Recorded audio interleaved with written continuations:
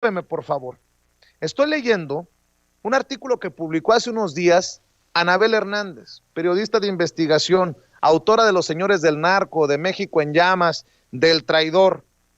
Escribió en The Deutsche Welle: legalización de marihuana en México no afectará los negocios de los cárteles de la droga. La nueva ley para la legalización y consumo de marihuana puede generar nuevos circuitos de ilegalidad y corrupción en México y no disminuirá la violencia brutal de los cárteles del narcotráfico.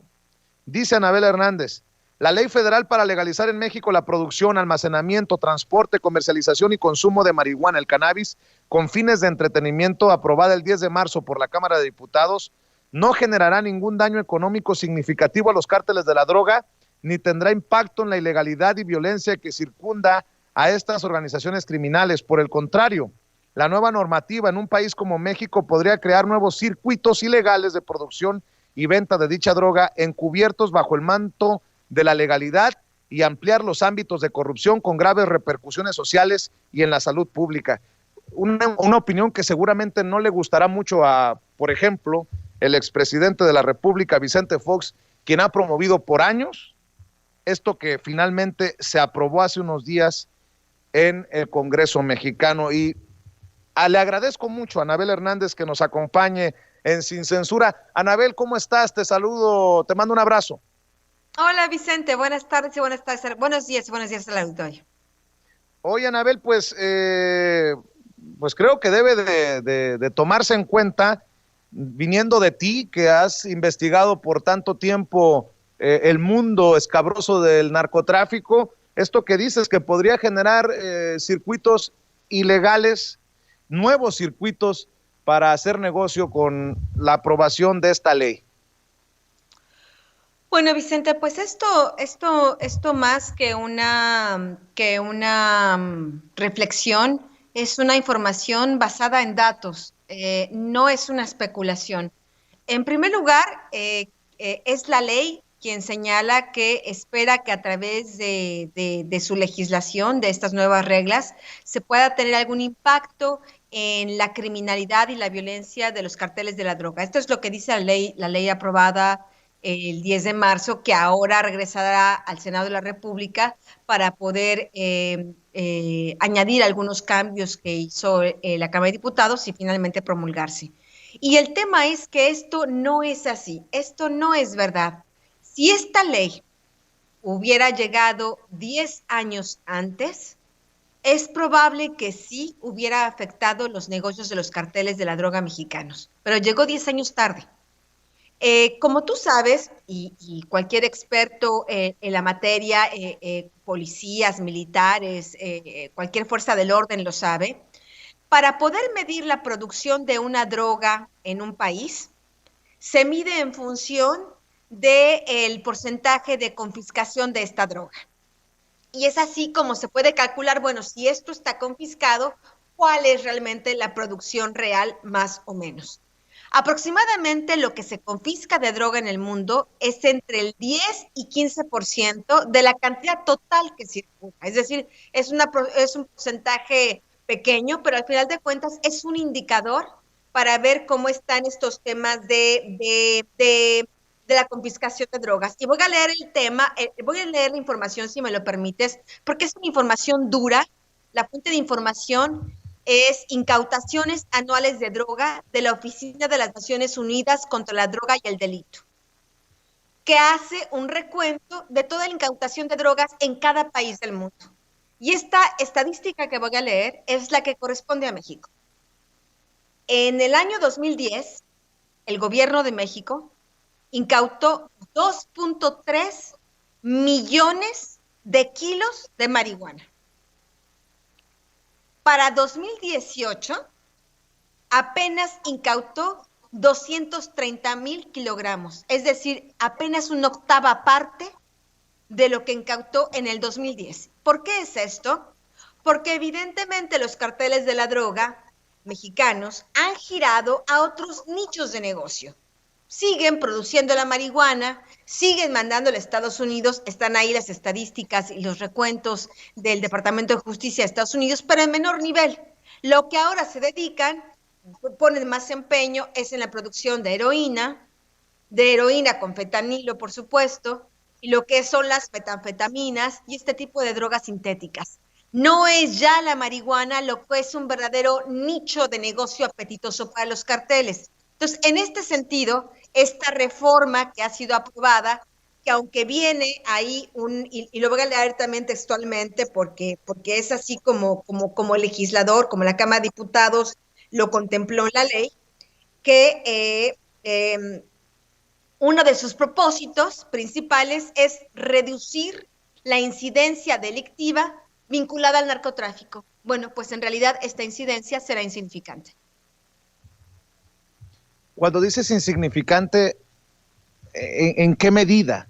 Porque vaya que si hay un mercado, solamente lo puedo comparar con Estados Unidos, en donde no se ha aprobado el uso recreativo de la marihuana a nivel federal, pero sí lo han hecho algunos estados y bueno, pues todo parece indicar que hay buenas noticias en torno a estas aprobaciones. México no lo ves así como el liderazgo a nivel mundial, es el tercer país apenas y siendo México, los ojos del mundo estarían volteando a nuestro país ante esta aprobación, ¿no?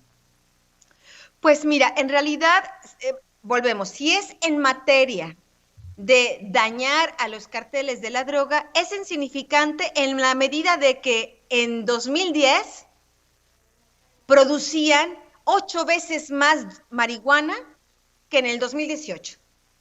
En esta proporción es insignificante, es decir, no es un daño medular a los negocios de los carteles de la droga. Si tú me hubieras dicho que esta legalización ocurre, esta legalización de la cadena productiva, porque es desde la producción, transporte, comercialización, almacenamiento y venta final al público. Esto es toda la cadena productiva que se legalizó en México a menor escala, porque de acuerdo a la propia ley, una empresa, una asociación mercantil que decida incursionar en este negocio de la marihuana, el máximo de plantas que puede tener son de 50. Se supone que la Secretaría de Salud va a ir a contar una por una, no va a ir a fiscalizar una por una que esta ley se cumpla, pero de acuerdo a lo que dice la legislación, una empresa podría producir hasta 50 plantas y para consumo humano, un individuo que diga, no, pues yo quiero mi plantita, tendrá que pedir un permiso a la Secretaría de Salud y podrá tener hasta 5 plantas por persona, hasta 8 plantas por domicilio. Entonces, en este sentido, por eso te digo, el impacto a los carteles no. En materia de legislación de drogas, la verdad, Vicente, es que hay muchos debates en el mundo sobre esto.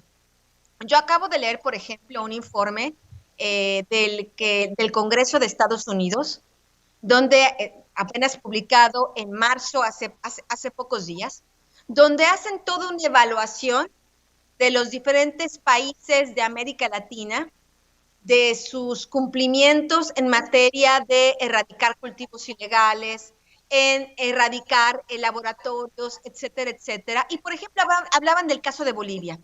Tú recordarás que Bolivia, y si no me equivoco, es el único país del mundo donde tiene legalizada la cadena productiva de la amapola, perdón, de la cocaína. Tiene legalizada la cadena productiva de la hoja de coca. Bueno, pues esta legalización que ha hecho Bolivia es una legalización que no ha frenado toda la ilegalidad en la producción de cocaína y en la venta de cocaína que sale de Bolivia. Y me parece que, ¿por qué? Porque realmente, y la gente debería entenderlo, esta es la experiencia que han tenido incluso en Países Bajos, en Holanda, cuando empezaron a legalizar que la marihuana, entonces se dieron cuenta que tratar de legalizar este mercado así poroso de drogas es tratar como de atrapar el reflejo de la luna en el agua. Se te va de las manos. Realmente no existen hasta este momento en el mundo controles realmente reales que realmente digan, ok, yo legalizo la hoja de coca y esta droga ya no es más ilegal en Bolivia. Bueno, pues en estricto sentido, porque lo dice la ley, es así, solo que sucede que la ley en Bolivia dice se pueden producir tantas toneladas de hoja de coca al año y se triplica esa producción. Es evidente porque una tercera parte es legal y las otras 2/3 son ilegales. Entonces, si bien es cierto, si bien tú dices, México es pionero en esta situación, bueno, será pionero también en experimentar, pienso yo, nuevos nichos de ilegalidad en torno a este negocio legal, como ocurrió con los casinos. No sé si te recuerdas tú cómo fue esta legalización de los casinos.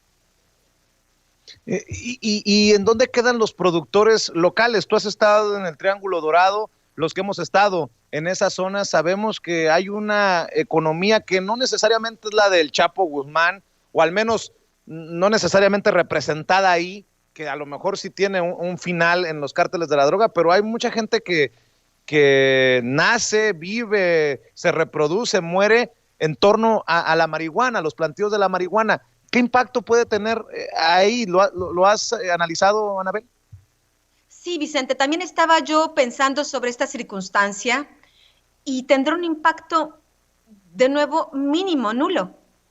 Estamos hablando que de acuerdo a la ley, de acuerdo a cómo fue aprobada en el Congreso, en la Cámara de Diputados y ahora tendrá que ser ratificada en el Senado, si haya una sociedad mercantil, un grupo de campesinos, quiero crear ¿cómo se llama? Mi empresa legal para pagar impuestos, para sembrar la marihuana, solo podrán sembrar 50 plantas.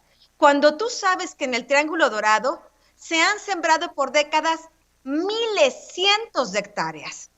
50 plantas, ¿qué puede significar para un campesino que ilegalmente está habituado a vivir de la siembra de decenas de hectáreas de amapola y de marihuana?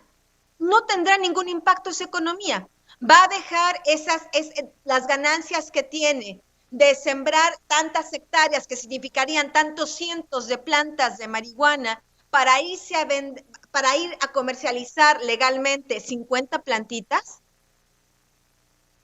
Además, tomando en cuenta, y por eso, aunque es mínimo, aún siguen produciendo marihuana, los carteles mexicanos, es porque, por ejemplo, en Estados Unidos, en Colorado, en California, sí, hay estos plantíos legales, que son más de 50 plantas, por cierto, pero hay plantíos legales, se les permite, hay licencias, pero debido a la poca producción que tienen posibilidad de hacer, a los requerimientos que se requieren para mantener la plantita, para la irrigación, para la contratación de las personas, para, por supuesto, el pago de impuestos, etcétera, etcétera. ¿Por qué en Estados Unidos, incluso en estados como Colorado y California, los carteles de la droga mexicanos siguen vendiendo una parte de su marihuana? ¿Por qué? Porque es más barata. Es más costoso, sí, imagínate, si es más costoso para los productores americanos tener estos plantíos de marihuana legales, imagínate en México para mantener 50 plantitas y todo lo que eso implica en materia de pago de impuestos y personas y cuidado, etcétera, etcétera. Realmente es un negocio que realmente no es redituable. Por eso se escuchan todavía voces y seguramente, pues si bien Vicente Fox, que es verdad, ha estado promoviendo, hace el lobbying para este tipo de cosas, está contratado como director en una importante empresa colombiana que se dedica a la producción legal de marihuana, bueno, pues no estará tan contento, porque si el único negocio al que él aspiraba, incluso comenzar a introducirse, serían 50 plantitas, pues le sale más cara la compra del terreno que puedan dar estas plantitas. Déjame, si me permites, cerrar preguntándote entonces una reflexión. Tú que has investigado tanto el narcotráfico, has escrito libros, hoy te pronuncias con este reportaje que publicas en la Deutsche Welle. entendiendo que no se va a legalizar, al menos así lo entiendo por el momento, ni el fentanilo, ni la cocaína, ni la heroína. ¿Qué, qué le falta desde el punto de vista legislativo, desde el punto de vista legal, a esto para tener un impacto en el mundo del narcotráfico? Si esa es la intención, yo creo que esta legalización de la marihuana va más allá, es apelar a la igualdad, a que cada quien defina lo que se quiere meter en su cuerpo, en fin, lleva otras cosas. Pero si nos enfocamos en el mundo del narcotráfico, ¿qué le hace falta legislativamente a una ley para que tenga un impacto en el mundo escabroso, oscuro del crimen organizado, del narcotráfico entonces? El problema en México, Vicente, no son solo las leyes, que mucho de nuestro marco jurídico en México es realmente mucho más avanzado que el de otros países. El problema de México es el cumplimiento de la ley y lo veremos con esta nueva ley cuando entre en vigor. Me parece que será la primera prueba para saber todo lo que nos falta legislativamente y operativamente hablando en México. Para mí, esta realmente es pues es una especie de experimento en un momento muy inoportuno, porque en el mundo, y están las estadísticas de la ONU y otras instancias, justamente en esta época de COVID, el consumo de drogas legales e ilegales, me refiero a medicinas que te drogan, legales, que se venden en la farmacia, o las drogas ilegales, el consumo en general de drogas está aumentando notablemente en el mundo, justo desde el año pasado y ahora por el tema de la pandemia, por la depresión, por el lockdown, por la pérdida de empleo, etcétera, etcétera. Es increíble, porque uno pensaría, pues si hay poco empleo, pues hay poco dinero, ¿no? La gente debería estar más preocupada pensando en qué va a comer mañana que en drogarse, ¿cierto? Pero por desgracia están las estadísticas y están los números ahí de que en todo el mundo, en general, está aumentando el consumo de drogas. Por un lado. Por otro lado, están los diagnósticos que te hablan de que como el sistema de salud a nivel mundial está más enfocado a la atención de las personas con COVID, por supuesto, ¿no? La atención hospitalaria, las consultas médicas, etcétera, etcétera. Incluso otras enfermedades muy graves también han sido un poco abandonadas por el sistema de salud del mundo en general por atender al COVID. Pues imaginemos la atención que se le da a los adictos. En Estados Unidos han muerto más personas por sobredosis. No sé, no es claro si porque se drogan más, en más cantidad, en más volumen, o porque no hay en este momento la atención sanitaria que se requiere para atender a estas personas.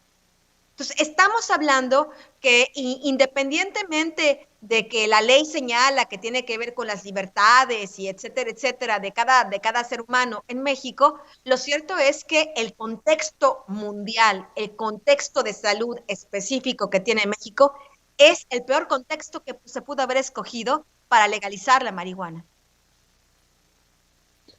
Pues yo estoy seguro que esto nos dará para más oportunidades de dialogar y por lo pronto te quiero agradecer, Anabel, que hayas compartido tu visión con nosotros luego de leer este artículo en The Deutsche Welle. Yo como siempre te mando un abrazo y tú sabes que aquí en Sin Censura nos escuchamos todos. Un abrazo. Hasta luego. Cuídate. Anabel Hernández, periodista de investigación, autora de Los Señores del Narco, de México en Llamas y del Traidor, hablando con nosotros sin